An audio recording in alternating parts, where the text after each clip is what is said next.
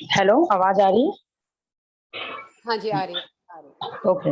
आप सभी को मेरा प्यार भरा नमस्कार।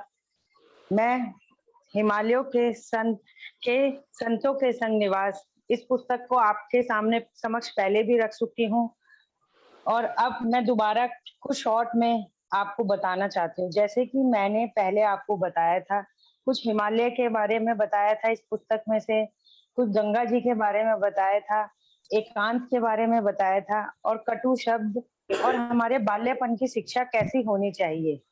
मैंने इन सब के बारे में आपको पिछले वेडनेसडे को बताया था। आज मैं आपको बताती हूँ गुरु दक्षिणा। जैसा कि हम सबको पता है कि जब हम शिक्षा ग्रहण करते हैं तो हमें गुरु दक्षिणा में कुछ ना कुछ देना ही पड़ता है। उसी प्रकार राजमणि जी ने अपने गुरु राम से कहा कि मैं आपको गुरु दक्षिणा में कुछ देना चाहता हूँ। तो गुरुजी ने कहा ठीक है, जैसा आपको ठीक लगे। तो उन्होंने कह तो दिया मगर वह सोचने लगे कि मैं गुरुजी को दूं क्या, मेरे पास तो देने के लिए कुछ भी नहीं है।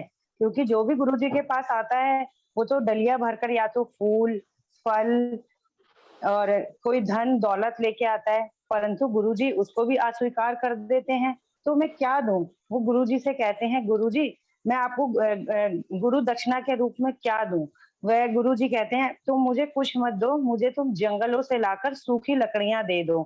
वो कहते हैं गुरुजी तो पता नहीं कैसी अटपटी बातें करते हैं, क्या गुरु दक्षिणा में कोई सूखी लकड़ियां लेता है?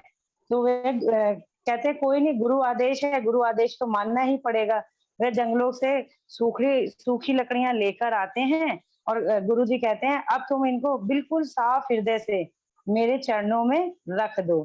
वह उन सूखी लकड़ियों को उनके चरणों में रख देते हैं। अब कहते हैं एक अग्नि का प्रबंध करो। वो कहते हैं अग्नि का प्रबंध करो। कहते हैं ठीक है, गुरु आज्ञा है, माननी तो पड़ेगी। वो अग्नि का प्रबंध करते हैं। तो कहते हैं गुरुजी आप ये बताइए कि आपने सूखी लकड़ी क्यों मंगाई है? वो कहते हैं आज से तुम अपने मोक्ष की प्राप्ति हो अधिकारी बन चुके हो। वो कहते हैं मोक्ष के अधिकारी के इसलिए कि हम सूखी लकड़ी जब अर्पण करते हैं गुरु के चरणों में तो हम अपना मतलब पिछला भूत भूल जाते हैं। क्योंकि हमें हमेशा हमारा जो भूतकाल होता है वो हमेशा रुलाता है और डराता है और भविष्य हमें ऊपर सोचने के लिए मजबूर करता है कि हम ये करेंगे भविष्य में, हमें ऐसा करना है। हमें इन सब से परे होकर मैं आज तुम्हारे जितने भी भूत कर्म है उनको नष्ट कर देता हूँ, इस अग्नि में जलाकर भस्म कर देता हूँ और हमें सिर्फ हमारा वर्तमान ही परम लक्ष्य तक पहुंचा सकता है।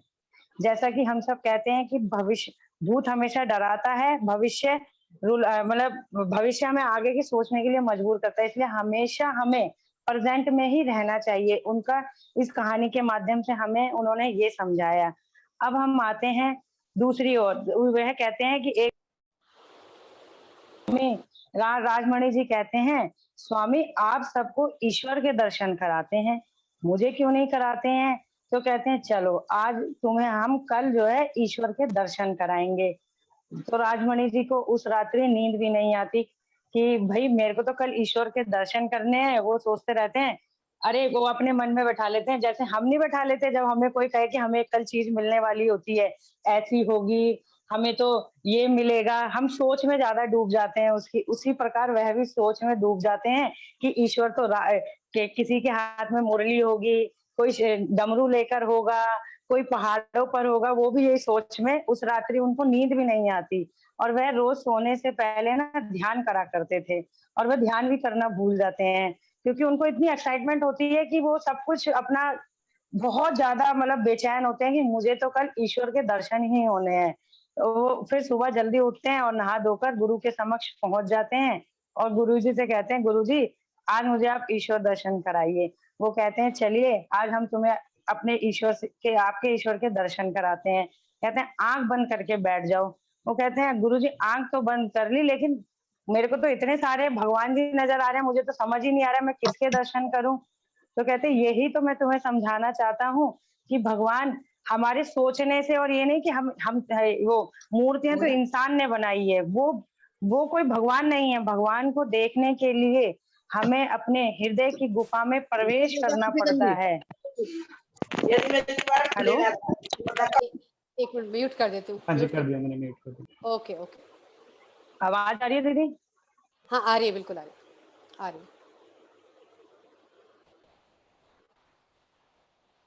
हाँ, 1 मिनट आप अनम्यूट कर लिए अपने आप को रेखा, आपकी आवाज़ नहीं आई। यस।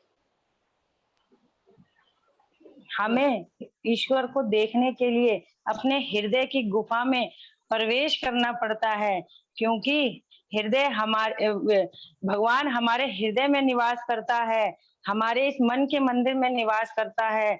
ईश्वर को देखने के लिए हमें अपने अंदर दिव्य ज्योति प्रकट करनी है और उस अंधकार को मिटाना है। ये सिर्फ हो सकता है ध्यान के माध्यम से। ध्यान के माध्यम से हम लोक और परलोक दोनों को पा सकते हैं। हमें किसी मंदिर, मस्जिद अथवा गुरुद्वारे जाने की तो आवश्यकता ही नहीं है। यही हमारा पीएसएसएम का भी एक 18 प्रिंसिपल में से एक वो रूल था कि हमें मंदिर और मस्जिद जाने की कोई आवश्यकता नहीं, हमारे हृदय में ही भगवान का निवास है। तो इस भगवान को देखने के लिए हमें ध्यान की ओर आगे बढ़ना है और बढ़ते ही चले जाना है माय डियर फ्रेंड। मैं इतना ही कहूँगी कि सब ध्यान करें ज़्यादा से ज़्यादा अपने अंदर भगवान को देखने के लिए। अब हम आते हैं साक्षरता का पथ। जैसे कि आध्यात्म ही साधना का परम लक्ष्य है। इस आत्मज्ञान इसे आत्मज्ञान भी कहते हैं। हम ध्यान के द्वारा अपने हृदय की गहराइयों में प्रवेश करते हैं और अपने अपने को पहचानते हैं और अपने मित्र स्वयं बनते हैं। हमें किसी बाहर के मित्र की आवश्यकता ही नहीं होनी चाहिए। हमें स्वयं से इतना प्यार करना है, इतना प्यार करना है कि हमें किसी बाहर वाले की आवश्यकता ही नहीं पड़नी चाहिए। जैसे हमारे हृदय कमल में 3 रूप विराजमान होते हैं। पहला सत्य तत्व, दूसरा परम तत्व, तीसरा ईश्वर तत्व। अगर हम इन तीनों तत्वों को देख लेते हैं, तो हमारी साधना का लक्ष्य पूरा हो जाता है। अब अब एक मैं छोटी-सी एक कहा जैसे कि आप सब जानते हैं नीम करौली बाबा के बारे में। उन्होंने कुछ नीम करौली बाबा के बारे में भी क्योंकि राजमणि नीम करौली बाबा के साथ उन्होंने कुछ अपना समय व्यतीत किया और उत्तर भारत के ये बहुत माने हुए योगी और साधु थे। जैसा कि आप सबको पता है नीम करौली बाबा स्वामी राम के बहुत बड़े भक्त थे। भगवान राम के सॉरी, बहुत बड़े भक्त थे। वे राम ही राम भजा करते थे। ना उन्हें भूख, ना उन्हें प्यास। वो तो ऐसे एक साधु थे कि अगर उनकी हम लोग मतलब घृणा भी करते थे, द्वेष भी करते थे उनसे, फिर भी वो किसी के बारे में बुरा नहीं सोच सकते थे क्योंकि वह एक ज्ञानी थे। ये एक ध्यानी का कर्तव्य होना चाहिए कि अगर आपकी कोई निंदा करे, बुराई करे, तो हमें हमें उसके लिए गलत नहीं बोलना है, हमें उसको प्यार ही देना है।